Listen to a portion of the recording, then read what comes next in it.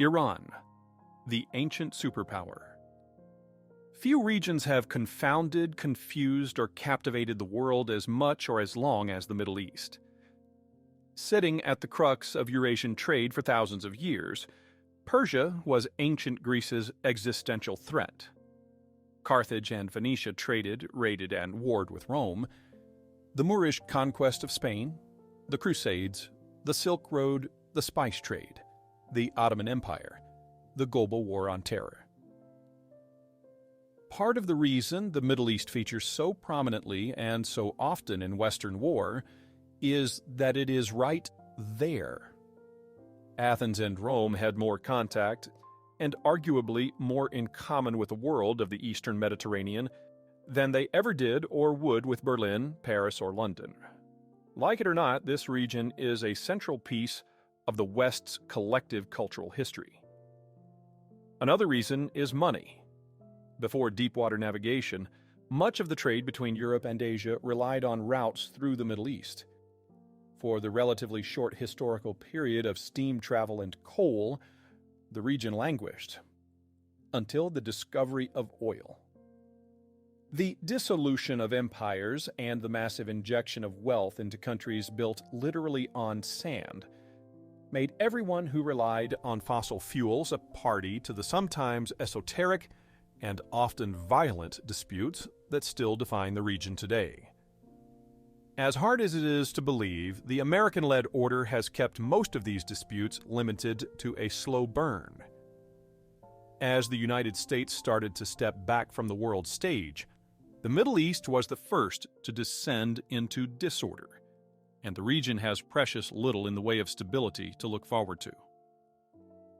Part of why the Middle East always seems so chaotic is that it's next to impossible to establish continuity. It comes down to water, or more accurately, the lack thereof. What rain the region receives occurs seasonally in a scant handful of highlands, most of which are too steep to be particularly useful as living space. The resulting streams and rivers follow narrow courses with minimal downstream inflows. Miss those, and oases are the only other water source. Nearly all the region's agriculture must be irrigated, and most of its population clusters tightly around whatever water is available. Dictated by that most essential of resources, this settlement pattern forces a base, visceral competition upon the region.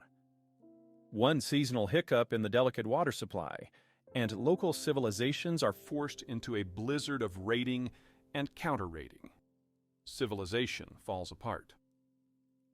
The nature of the region's terrain doesn't help. Nearly all of the Middle East is flat, open, arid lands or hard desert. Throughout, there are painfully few geographic barriers a culture can hide behind. Desert communities can fall with a single raid. Coastal communities can be subjugated or wiped out by a single foreign vessel. Oasis cities can be besieged and starved. It doesn't take a horde to sweep across the flats of Mesopotamia and force a flag change. Checkpoints like Istanbul sit at maritime and/or land-based crossroads, attract a lot of attention, and tend to change hands from time to time.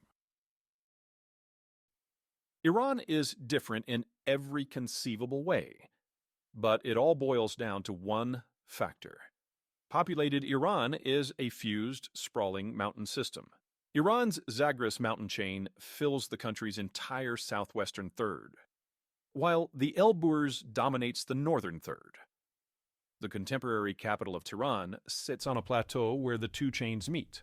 With an average peak elevation of 10,000 feet, the two chains not only force out fairly reliable rainfall, but their valley floors tend to be above 3,000 feet.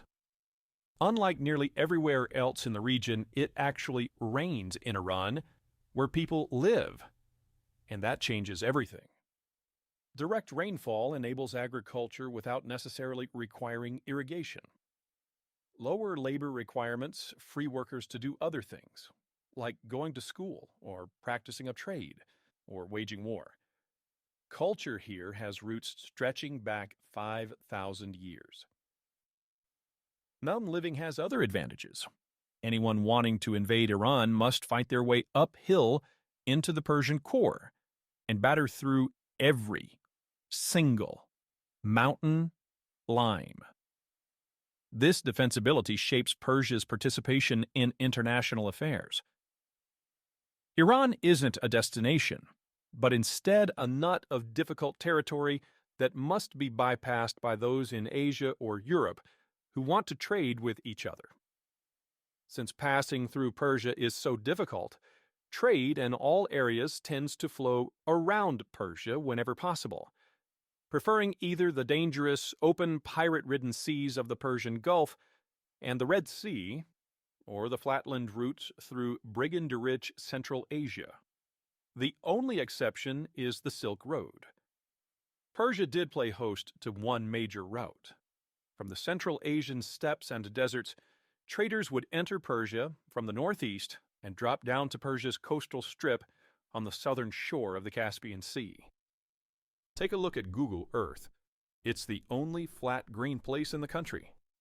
Such trade came into Persia's sphere of influence, enabling the Persians to take a big fat bite out of it, but did so without unduly undermining local culture or establishing economic dependency or strategic vulnerability. Unlike the dozens of city-states and empires that have risen and fallen throughout the Middle East, the Persians have art and history and culture that isn't short-lived or incidental or fused with foreign practice, but instead anchored in millennia of continuity. The Persian language and Persian customs, conservatively, date back hundreds of generations. Persian continuity enabled a local economy far more sophisticated than the pearl harvesters of the Persian Gulf's southwestern shore, or the caravan towns of the Syrian interior, or the grunt farmers of Mesopotamia or the Nile. No one-horse town, the Persian economic system is thick with variety, literacy, and technical skill. The Persians don't simply look down on their neighbors, both literally and figuratively, from their mountain fastness. From time to time, the Persians boil out and conquer them all. In past incarnations, the Persian empires have expanded as far as Thrace, the northern Caucasus, the Aral Sea, the Hindu Kush, the Indus, the Nile, and the Cyrenaica. To put that into contemporary names, at Persia's maximum historical extent, it absorbed most or all of contemporary Azerbaijan, Armenia, Georgia, Turkmenistan, Tajikistan, Afghanistan, Pakistan, Iraq, Great Jordan, Syria, Israel, Lebanon, Egypt, Turkey, and Bulgaria, along with big bites of Uzbekistan, Libya, and Greece.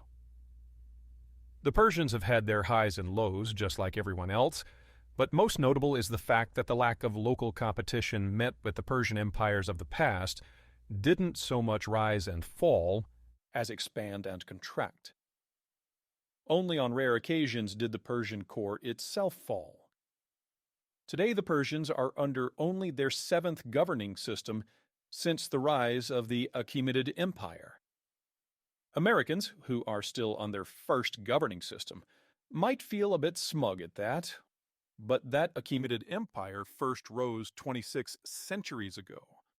These folks have some serious staying power.